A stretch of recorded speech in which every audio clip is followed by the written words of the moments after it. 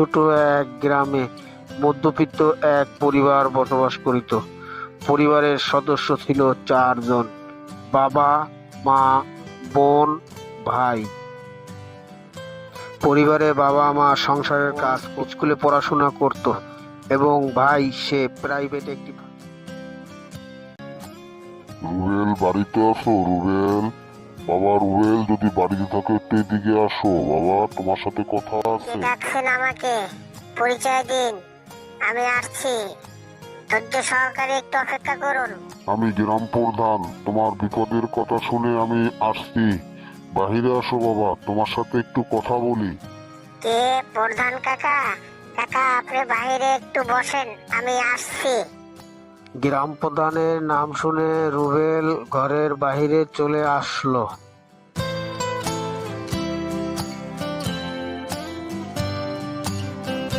প্রধান কাকা, আসসালামু আলাইকুম। আপনি ভালো আছেন? আপনার শরীরটা ভালো কাকা? তা কি মনে করে আসছেন আমাদের বাড়িতে? শুনলাম ইদানিং নাকি তুমি চাকরিতে যাচ্ছ না। তা বাবা, চাকরি কি ছেড়ে দিলে নাকি? কি করবে, কিছু চিন্তা ভাবনা করছো? গ্রাম প্রধান কাটা গায়ে নুনে ছিটে দিতে আসছে। তো বাবা, কি ভাবছো তুমি? কথার উত্তর দিলে না। প্রধান কাকা, প্রাইভেট ফার্মের চাকরি, বুঝতেই তো পারছেন। আমাদের কোম্পানির কাঁচামাল বিদেশ থেকে আমদানি করে আমাদের কাজ করতে হয়। চারিদিকে যুদ্ধ যুদ্ধ খেলা। ইউরোপে প্রায় দেশেই তো যুদ্ধ লেগে আছে। কাঁচামাল আসতে দেরি হচ্ছে, তাই কিছুদিন কোম্পানি বন্ধ করে দিছে।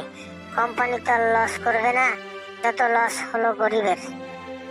কাঁচামাল আসলে আবার কোম্পানি চালু হবে, ডাক পড়বে, চলে যাব আবার ডিউটিতে।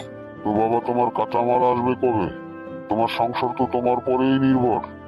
তোমার সংসার তো আর কেউ নেই কর্মজীবী যে তোমার সংসার চালাবে। এই না খেয়ে দিন চলছে কাকা, আছি খুব কষ্টের পরে। কাজও পাচ্ছি না যে একটা কাজ করব। তুমি যদি মনে কিছু না করো তাহলে কালকে থেকে আমার ফার্মে চলে এসো, ওখানে জয়েন করো, রেগুলার কাজ করবে, দিনের পয়সা দিন দিয়ে দেবো, তোমার চিন্তা করতে হবে না। রুবেল অপেক্ষা করতে থাকে কখন সকাল হবে। সকাল হলেই সে গ্রাম প্রধানের ওখানে কাজে চলে যাবে। আর এইদিকে গ্রাম প্রধান অপেক্ষা করতে থাকে রুবেলের জন্য, কখন রুবেল আসবে। বেলা কত উপরে উঠে গেছে, রুবেল ছেলেটার এখনো খবর নেই। না আসলে তো আমাকে বলে দেবে যে আমি আসবো না। ও তো আসার কথাই বললো আমাকে। 모습으로 난 늘 행복해 우리 같이 한 시간들 때론 힘든 적도 있어 그래도 우린 늘 웃어주고 이해했잖아 রুবেল, বাবা এসে গেছো? চলো তোমাকে কাজগুলো আমি বুঝিয়ে দিই, কি কি কাজ তুমি করবে। এই বলে গ্রাম প্রধান রুবেলকে নিয়ে তার কাজ বুঝিয়ে দিল। যে কাজ রুবেলকে বুঝিয়ে দিয়েছে, রুবেল কখনোই এইসব কাজ করেনি। আমার পিছনে যে পুকুরটা দেখছো, এই পুকুরটা আমি মাছ চাষ করি। এই পুকুরটায় মাছে ভরা। এই পুকুরটায় তুমি মাছের খাবার দিবা, পরিষ্কার পরিচ্ছন্ন রাখবা। এই পুকুরে এটাই হলো তোমার কাজ। আমার সাথে আসো, তোমাকে আমি আরো কাজ দেখিয়ে দিচ্ছি। এরপরে গ্রাম প্রধান নিয়ে গেলেন তার মুরগির খামারের কাছে। রুবেল কাজ দেখে অবাক হয়ে গেল, এতগুলা কাজ আমি কি করে করব। রুবেল, এটা হলো আমার মুরগির ফার্ম। এই ফার্মে আমার অনেকগুলো বাচ্চা আছে। এগুলো দেখাশোনা করবা, ঠিক মতো ওষুধ, খাবার টাইম টু টাইম তুমি দিবা। তবে তোমার কোনো বজ্র পরিষ্কার করতে হবে না। বজ্র পরিষ্কার করার জন্য আলাদা লোক আছে, সে এসে বজ্র পরিষ্কার করে দিয়ে যাবে। মনে মনে খুশি হলো, যাই হোক বজ্র পরিষ্কার করতে হবে না। এমন সময় ধনী নামের একটা কাক উড়ে আসলো এবং তাকে উদ্দেশ্য করে গ্রাম প্রধান বলতে থাকলো, ধনী, আজ থেকে রুবেল আমাদের প্রজেক্ট দেখাশোনা করবে। মনে করবা সে এই প্রজেক্টের একজন ম্যানেজার। তাকে সেভাবে সবকিছু বুঝিয়ে দিবে, সে যেভাবে বলবে তুমি সেভাবেই করবে। তবে রুবেল, তোমাকে একটা কথা বলছি, তুমি নতুন, ভালো মন্দ কোনো কিছু হলে জিজ্ঞাসা করবে ধনীর কাছে। আর ধনী যদি বুঝতে না পারে তাহলে তুমি সরাসরি আমার কাছে বোঝার চেষ্টা করবে। তবে কাজে কখনোই অবহেলা করবে না। সারাদিনের কাজ শেষ করে রুবেল সন্ধ্যার পরে বাড়িতে চলে আসেন এবং তার পরিবারের সাথে যোগ দেন। আল্লাহ তুমি দয়াল সাগর রহমানুর রহিম। আম্মা আসসালামু আলাইকুম ওয়া রাহমাতুল্লাহি ওয়া বারাকাতুহু। ওয়ালাইকুম আসসালাম ওয়া রাহমাতুল্লাহি ওয়া বারাকাতুহু। বাবা দুপুরে খেতে আসোনি কেন? প্রধান তোমাকে দিয়ে মনে হয় খুব ভারী কাজ করাইছে। না মা, প্রধান খুব ভালো মানুষ। আমরা তাকে খারাপ মনে করতাম। মানুষের সাথে না মিশলে মানুষ চেনা যায় না মা। সে আমাকে দুপুরে খাবার খাওয়াইছেন এবং ঘুরে ঘুরে সবকিছু দেখাইছেন কি করতে হবে না করতে হবে। বড় শক্তের কোনো কাজ না মা, বোঝার কাজ। প্রধানের ওখানে অনেক বেকার ছেলে কাজ করে মা। তো বাবা কোথায়? বাবাকে দেখছি না। দুপুরে খাইতে আসিস নাই কেন?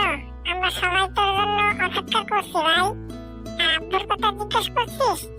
আব্বু টিভি দেখছে। চল সবাই মিলে আব্বুর কাছে যাই।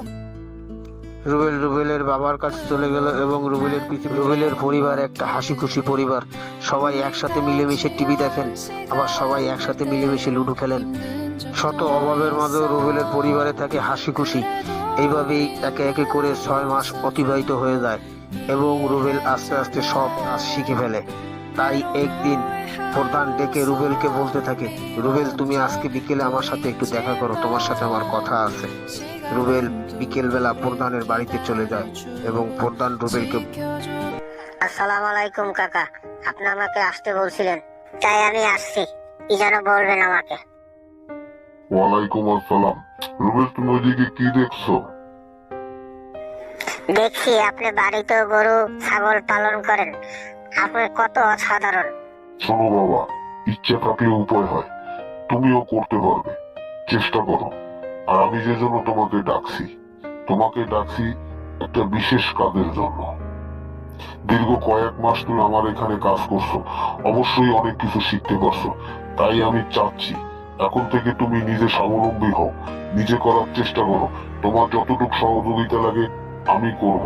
আর আমার যত ছেলে পেলে আছে যারা বেকার, এইভাবেই তুমি আরো 2-4 জন বেকার ছেলে নিয়ে কাজ করবে। আমি চাই উন্নত, গ্রামের উন্নত, মানুষের উন্নত। আমাদের গ্রামে কোনো বেকার ছেলে থাকবে না, সবাই হবে সোনার ছেলে। যেটা আমার একার চেষ্টায় সম্ভব না। আমরা সবাই মিলে যদি চেষ্টা করি তাহলে এটা করা সম্ভব। ভিতরে সেই প্রতিভা আছে, তুমি একদিন আমার মতো হতে পারবে। চেষ্টা করো, তোমার যত প্রকার সহযোগিতা লাগে আমি করবো। টাকা পয়সা জায়গা যা কিছু লাগে সব দিয়ে আমি তোমাকে সহযোগিতা করব। আমি চাই কোনো বেকার ছেলে থাকবে না আমার। রুবেল ওখান থেকে ফিরে এসে বাবা মাকে সবকিছু খুলে বললেন এবং বাবা মা বললেন, আমরাও তোমার সাথে আছি, তোমাকে যত প্রকার সহযোগিতা করা লাগে আমরা করব। তুমি দেখো গ্রামের বেকার ছেলে কে কে আছে, তাদেরকে নিয়ে এই কাজ শুরু করে দাও তুমি।